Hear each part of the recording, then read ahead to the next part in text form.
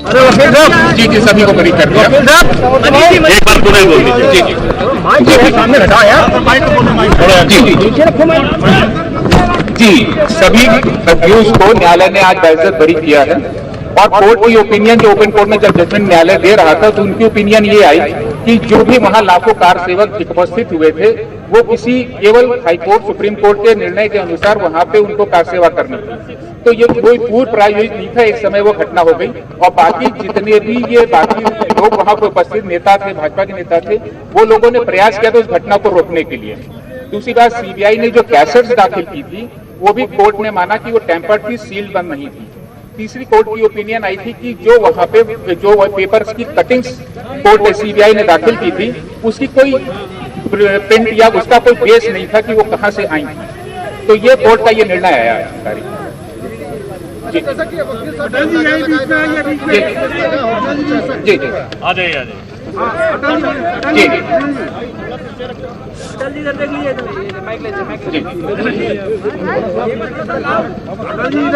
Speaker पे बोल। आज अयोध्या प्रकरण, विशेष न्यायाधीश अयोध्या प्रकरण ने सभी 32 अभियुक्तगणों को बाइज्जत बरी किया है और ये माना है कि जो आरोप सीबीआई ने लगाए थे वो आरोप सभी गलत हैं और एविडेंस उनके खिलाफ अपर्याप्त माना है। टिप्पणी की है कि देखिए, विश्व हिंदू परिषद का या संघ परिवार का कोई योगदान नहीं था, ये ऐसे कुछ अराजक तत्वों ने ढांचा गिराया था और इन लोगों ने लगातार प्रयास किए रोकने को। 12 बजे तक स्थिति सब नॉर्मल थी, फिर पीछे से कार सेवकों ने, कुछ लोगों ने, अराजक तत्वों ने पत्थरबाजी वगैरह की है और उसमें कहीं इन लोगों का इन्वॉल्वमेंट प्रत्यक्ष या अप्रत्यक्ष नहीं था। अब फोटोग्राफ के बारे में कहा है कि उस समय निगेटिव भी उपलब्ध थी, लेकिन जो इन्वेस्टिगेटिंग अफसर्स थे वो निगेटिव प्रोड्यूस नहीं कर पाए वस्तु प्रदर्शन के रूप में और उसको सिद्ध नहीं कर पाए हैं। और जो वीडियो रिकॉर्डिंग्स थी वो सब फैब्रिकेटेड थी और वो उसमें कहीं न कहीं टेम्परिंग की गई थी, तो वो भी साक्ष्य के रूप में नहीं लिया जा सकता था। और सीबीआई ने 65 एविडेंस एक्ट के प्रोविजंस का प्रावधान का पालन नहीं किया, इसलिए गणों को बाइज्जत बरी मानी न्यायालय।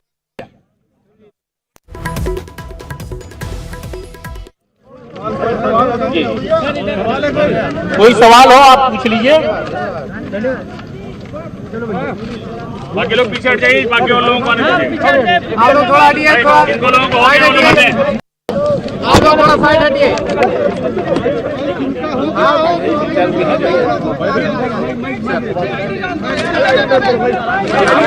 आप लोग थोड़ा साइड हटिए। कोई सवाल हो आप बता दें। अरे माइक रखिए, माइक आवाज आ रही है। तो आरोपी पक्ष के वकीलों को आप सुन रहे थे कि कोर्ट में जज ने क्या फैसला सुनाया। जज साहब ने कहा कि कोई साक्ष्य नहीं था, कोई सबूत नहीं था, जो भी सबूत सीबीआई की तरफ से रखे गए वो फैब्रिकेटेड सबूत थे, यानी उसमें कोई सच्चाई नहीं थी। और सबसे बड़ी बात उन्होंने कहा कि जो भी उस दिन यानी कि 6 दिसंबर को जो भी सब कुछ हुआ वो अचानक हुआ, वहां पर अचानक भीड़ इकट्ठा हुई और अचानक उन्माद फैला। हालांकि अशोक सिंघल का लगातार नाम लेते हुए उन्होंने कहा कि अशोक सिंघल ने इस जो एक मूव था और आज जो फैसला आया है वो भी बड़ा हैरान कुन है, क्योंकि देखिए सारे एविडेंस होने के बावजूद पूरी दुनिया की मीडिया ने देखा है कि बाबरी मस्जिद को कैसे तोड़ा गया, कार सेवा लेकर कौन गया, कौन कौन लोग उसकी अगुवाई कर रहे थे, कौन कौन लोग जो है लोगों को भड़का रहे थे, भड़काकर वहां पहुंचाने का काम कर रहे थे, चंदा मांग रहे थे। 40 करोड़ या 50 करोड़ का चंदा भी इसके नाम पर हुआ। तो ये सारी चीजें ऑन रिकॉर्ड हैं, लेकिन उन तमाम चीजों को नकारते हुए जज साहब ने जो एक फैसला दिया है तो ये बड़ा हैरान कुन है। उन्होंने कह दिया कि नहीं, ऐसा कोई सबूत नहीं है। तो मैं समझता हूं कि रखे गए थे सभी तर्कों को साक्ष्य के परिप्रेक्ष्य में साक्ष्य का अवलोकन और परिशीलन न्यायालय ने पाया। माननीय न्यायालय ने ये उद्घोषित किया कि सभी तर्क सही पाए गए हैं और सभी आरोपित व्यक्तियों को दोष मुक्त किया जाता है। कोई भी साक्ष्य आरोप को सिद्ध करने के लिए पर्याप्त नहीं पाया गया। सभी आरोपी बरी कर दिए गए, छोड़ दिए गए। तो सीबीआई की जांच में क्या निकल के सामने आया, इस पे फैसला लिया गया?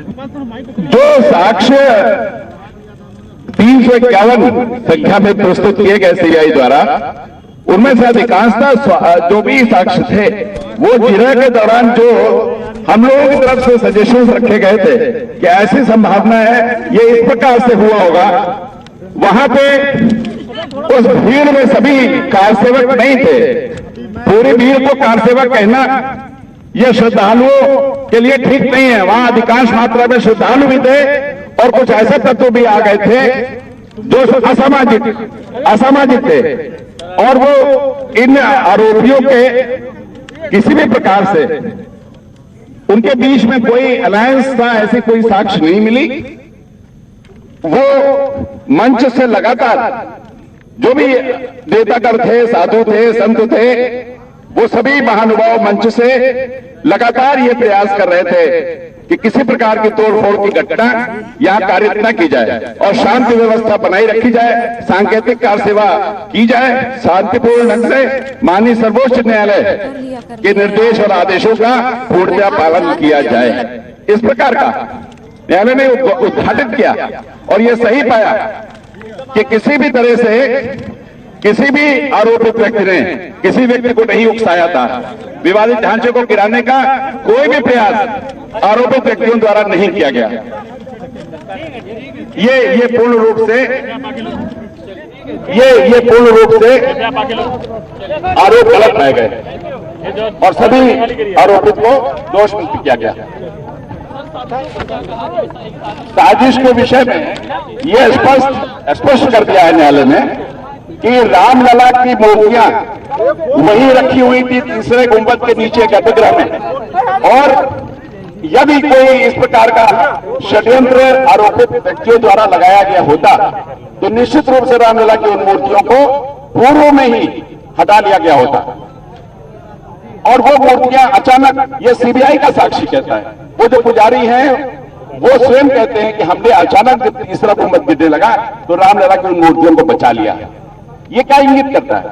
ये इंगित करता है कि पहले से कोई योजना नहीं थी और जो लोग तीसरे गुंबद को गिरा रहे थे वो दो कारणों से गिरा सकते हैं। या तो उनको रामलला पे कोई आस्था नहीं थी, और या उनको अनुमान नहीं था कि ये तीसरे गुंबद के नीचे, गर्भगृह के नीचे रामलला की मूर्तियां विराजमान है। ये कौन हो सकता है? ये कौन तत्व हो सकते हैं? न्यायालय ने यह भी उद्घाटित किया कि एलआईयू की रिपोर्ट पूर्व से थी कि 1 दिसंबर से ही वहां पे कुछ उपद्रव होने की, अशांति पैदा करने की संभावनाएं, उनसे इनकार नहीं किया जा सकता। तो एलआईयू की रिपोर्ट, आईजी ए.के. सरन का स्टेटमेंट, वो ये बताता है कि आईबी और ये एलआईयू इस प्रकार की रिपोर्ट थी। कोई भी अराजक तत्व वहां पे कार सेवकों के भेष में कोई भी घटना कारित कर सकता है।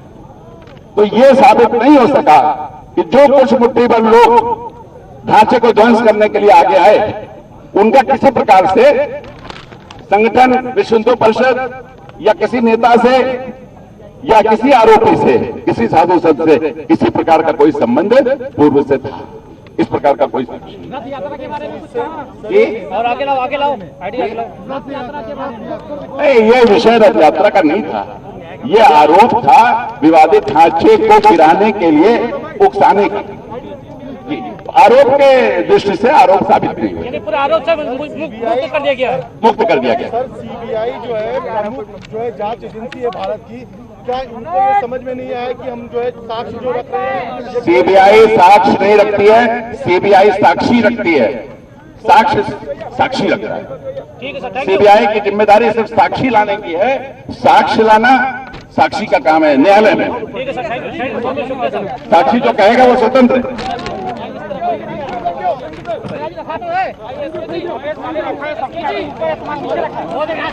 वो तो मुझे भी दिख रहा है। सर